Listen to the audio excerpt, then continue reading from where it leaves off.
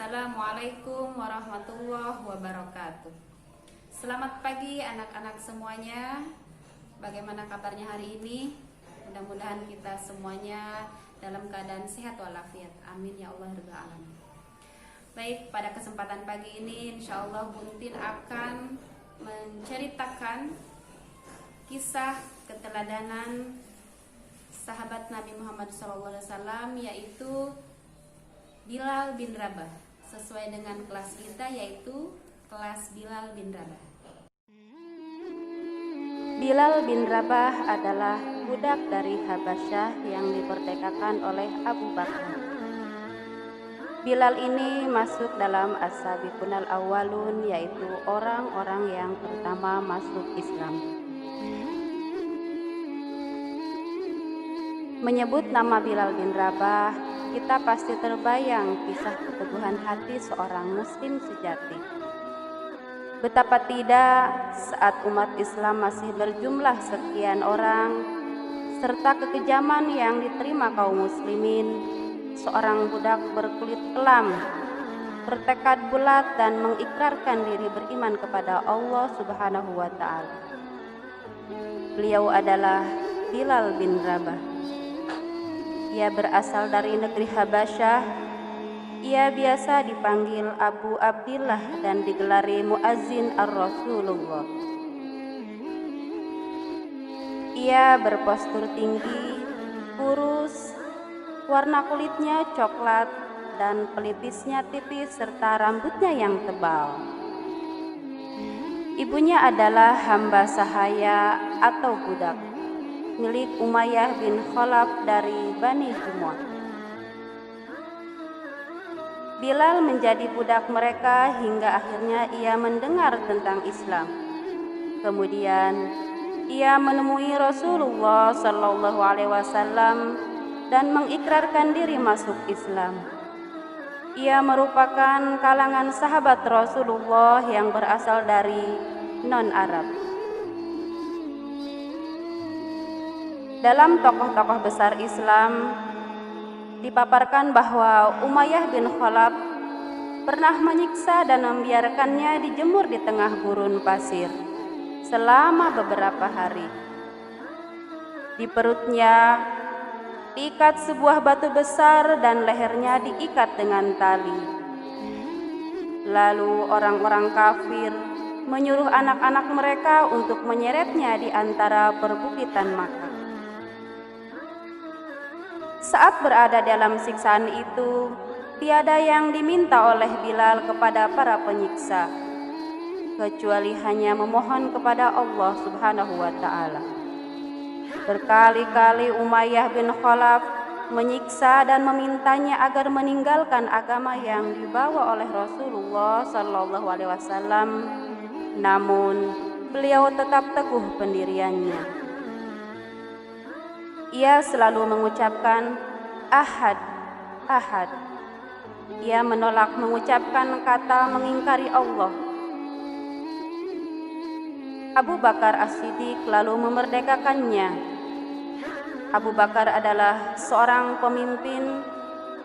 Dia telah memerdekakan seorang pemimpin kami. Setelah merdeka, Bilal mengabdikan diri untuk Allah dan Rasul-Nya. Kemanapun Rasulullah Shallallahu Alaihi Wasallam pergi, Bilal senantiasa berada di samping Rasulullah Shallallahu Alaihi Wasallam.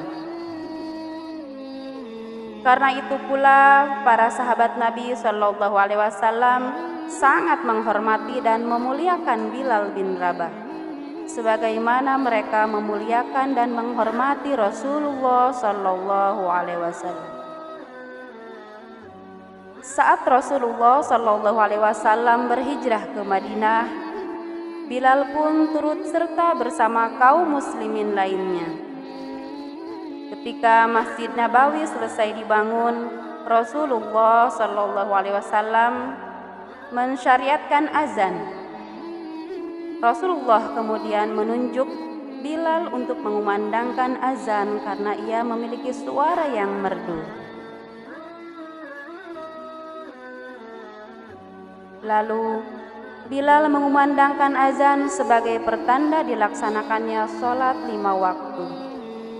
Sejak saat itu, Bilal mendapatkan julukan sebagai muazin ar-Rasul, dan ia menjadi muazin pertama dalam sejarah Islam. Setelah sekian lama tinggal di Madinah, Bilal senantiasa menjadi pengumandang azan. Biasanya setelah mengumandangkan azan, Bilal berdiri di depan pintu Rasulullah SAW seraya berseru, "Hayya 'alas shalah, hayya 'alas shalah." Mari melaksanakan sholat, mari meraih keuntungan. Lalu ketika Rasulullah SAW keluar dari rumah dan Bilal melihatnya, ia segera melantunkan qomat sebagai tanda sholat berjamaah akan segera dimulai. Rasulullah SAW berjalan di depan pasukan muslim bersama Bilal.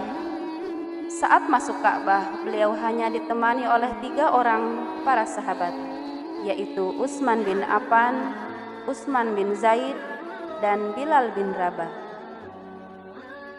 Tak lama kemudian waktu sholat zuhur pun tiba.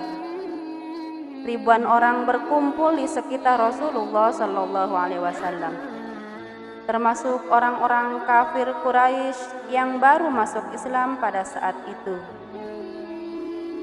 Pada saat-saat yang sangat bersejarah itu, Rasulullah SAW memanggil Bilal agar naik ke atap Ka'bah untuk mengumandangkan azan.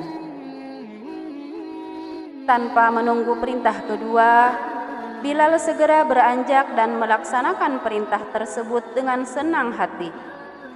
Ia pun mengumandangkan azan dengan suaranya yang bersih dan jelas. Orang-orang semakin banyak berkumpul. Azan yang dikumandangkan Bilal itu merupakan azan pertama yang ada di Mekah. Sejak saat itu Bilal pun terkenal sebagai muadzin Rasulullah SAW. Bahkan ia menjadi muadzin tetap saat Rasulullah masih hidup. Tidak ada orang lain yang menggantikan Bilal, yang lain pun tak keberatan Bilal melakukannya. Demikianlah tayangan singkat kisah Bilal bin Rabah. Mudah-mudahan bermanfaat buat kita semuanya. Untuk anak-anak kelas 3 Bilal, tugasnya adalah silahkan menceritakan kembali secara tertulis ya. Kemudian setelah itu difoto, dikirim ke Buntin. Tugasnya Buntin tunggu sampai pukul 21. Itu saja, terima kasih berucapkan. Wassalamualaikum warahmatullahi wabarakatuh.